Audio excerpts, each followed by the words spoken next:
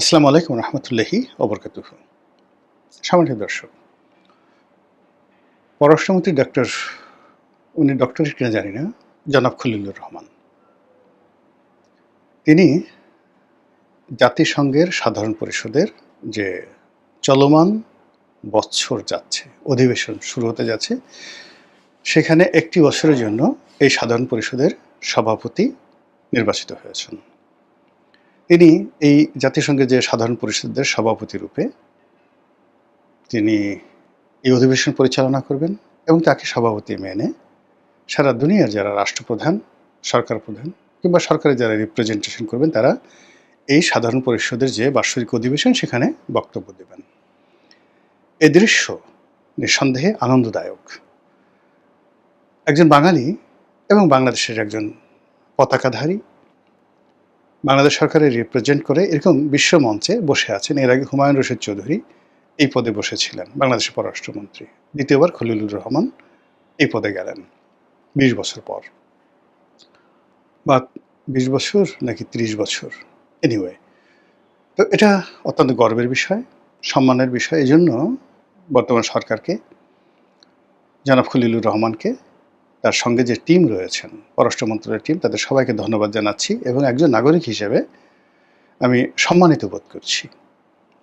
যখন কোনো একটা জিনিস চাইতে হয়, চাওয়ার মতো করে চাইতে হয়, যখন একটা জিনিস অর্জন করতে হয় তার জন্য শ্রম করতে হয়।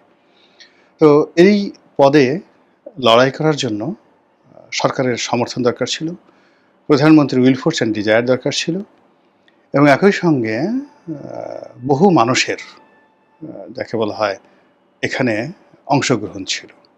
সবাই পরিশ্রম করেছেন, যার জন্য এই ফলাফলটা এসছে। তো এই গেল ভালো দিক।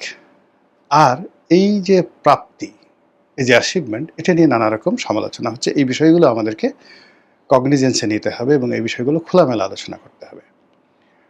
প্রথম যে সমালোচনা হচ্ছে সেটি হলো খলিলুর রহমানকে পার্সোনালি টার্গেট করে।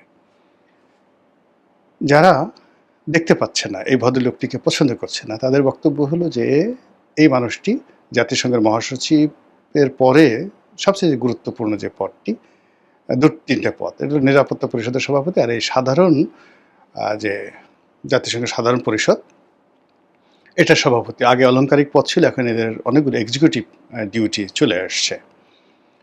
তো এই পদে খলিলুর রহমান যেহেতু যোগদান করছেন, ফলে এই একটা বছর তিনি আর কোনো দায়িত্ব পালন করতে পারবেন না। তার জন্য পররাষ্ট্রমন্ত্রীর পদটি রাখা ঠিক না। তাকে এখান থেকে ছুটিতে যেতে হবে, পদত্যাগ করতে হবে। তাহলে কে হবেন পররাষ্ট্রমন্ত্রী? এগুলো একটা প্রশ্ন। খলিলুর রহমান সাহেব বলেছেন যে ইতিপূর্বে নজির আছে যে হুমায়ুন রশিদ চৌধুরী যখন এই পদের দায়িত্ব পালন করেছিলেন, তিনি তখন বাংলাদেশের পররাষ্ট্রমন্ত্রীও ছিলেন এবং তখন পররাষ্ট্রমন্ত্রী প্রাইভেট সেক্রেটারি পিএস হিসেবে ছিলেন এই খলিলুর রহমান। তো কাজেই এটি নিয়ে খুব দ্রুত মানে সিদ্ধান্ত নিতে হবে, তাড়াতাড়ি করতে হবে, এই পদ থেকে পদত্যাগ করতে হবে, ছুটিতে যেতে হবে, নট লাইক দ্যাট।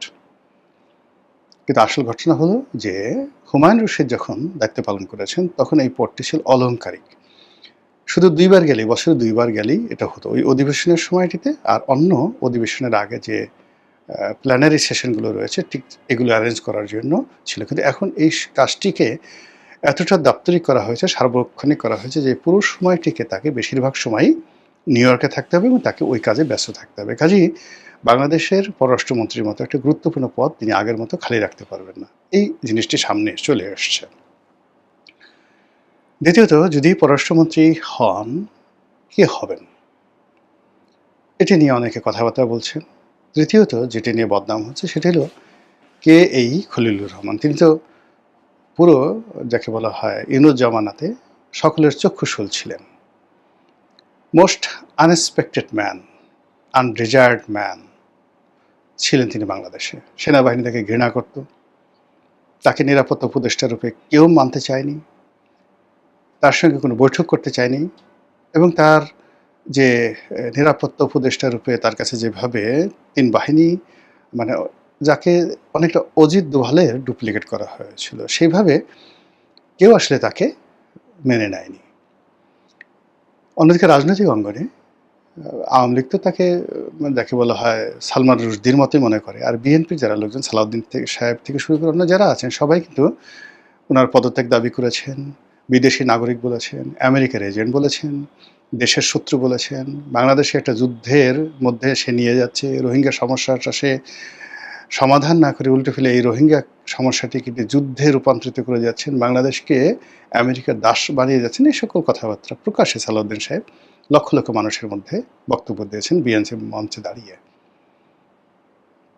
ইতিহাসের দুর্ভাগ্য, এটা অনেকটা নিজের বমি নিজে খাওয়ার মতো। আমার আসলে অন্য কথাটা বলতে ইচ্ছা করছিল, নিজের গু নিজে খাওয়ার মতো।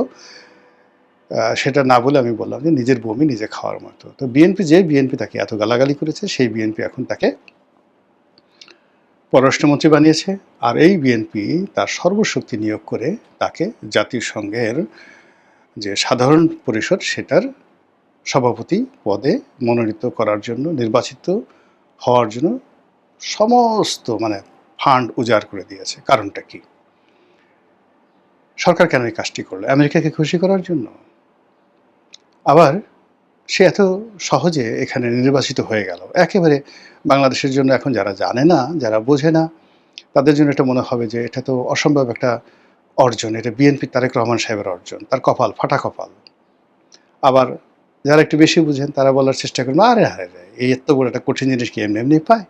এটা পেয়েছে এই কারণে পেয়েছে যে আমেরিকা, ডোনাল্ড ট্রাম্প খুশি হয়ে তাকে দিয়েছে, খলিলুর রহমানকে একটা সেফ এক্সিট দিয়েছে। সে এখন আমেরিকাতে থাকবে। তারপরে তার দায়িত্ব শেষ হওয়ার পর সে যে আমেরিকার সঙ্গে বাংলাদেশ একটা চুক্তি করিয়ে দিয়েছে, সেই চুক্তির বলে বোয়িং প্লেন কেনা থেকে শুরু করে সামরিক সরঞ্জাদি কেনা শুরু করে, যে huge contribution to the American government, American nation, এবং অভিযোগ করা হয়ে থাকে খলিলুর রহমান আমেরিকার নাগরিক। কাজেই আমেরিকা তাকে সম্মানিত করতে চাচ্ছে, পুরস্কার দিতে চাচ্ছে, এই জন্য তাকে এই পদে বসিয়ে তাকে একটা সেফ এক্সিট দিয়ে দিল, ভবিষ্যতে যেন তাকে আরও বড় কিছু দেওয়া যেতে পারে। এ কথা অনেকে আলোচনা করছে।